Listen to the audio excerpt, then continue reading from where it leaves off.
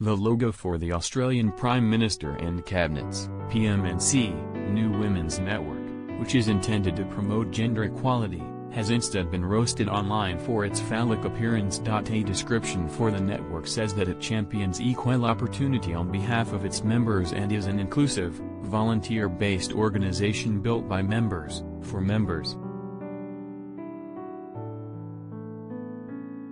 The Women's Network assists PM&C and is enabling cultural change aspirations expressed in the department's 100-1000-day plan for transformational change by helping implement PM&C's Gender Equality Action Plan and Embracing Inclusion and Diversity program, the description continues.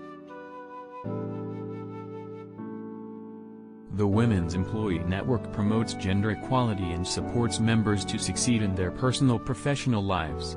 The network priorities are founded on driving cultural change and encouraging men to drive this cultural change, particularly in areas where men can make a significant contribution.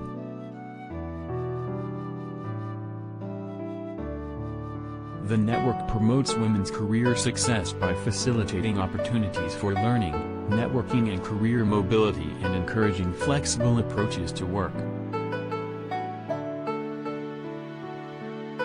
Rather than focus on the supposed purpose of the network, social media users instead fixated on the logo for it, which many at first assumed was a fake because of its overt resemblance to a penis.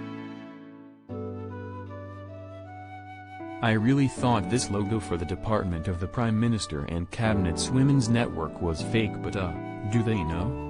Wrote one Twitter user alongside an image of the logo. Others were furious at the NSFW logo, noting that it detracted from the actual purpose of the network. Why have the juvenile idiots in your department made male genitalia out of the Women's Network logo? Political and social commentator Ronnie Salt wrote. How hilarious. Let's degrade women. Again. Anybody who understands graphic design knows this is deliberate. Anybody who didn't catch this isn't doing their job. Salt shared a screenshot of one graphic designer's response to the logo, who in their tweet noted that the designer knew exactly what they were doing from font choice to layout to color. This isn't a mistake. It reeks of teenage boy malevolence, the graphic designer added. Author and journalist Quentin Dempster agreed, tweeting that the logo's appearance satirizes what all women and men of goodwill are trying to achieve, the empowerment of women, equal rights and an end to a culture of violence, sexual assault and misogyny.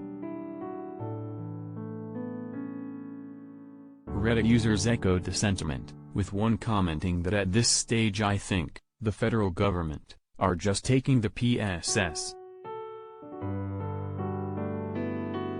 I'm honestly at a point where I don't know if they are just so incredibly stupid or if they are doing it intentionally because they are just so misogynistic, wrote another. Honestly, I don't even think this could be a case of seeing what you want to see. That's just straight up almost a picture of a DCK, commented a third person. Others questioned how much an advertising agency may have been paid to create the logo.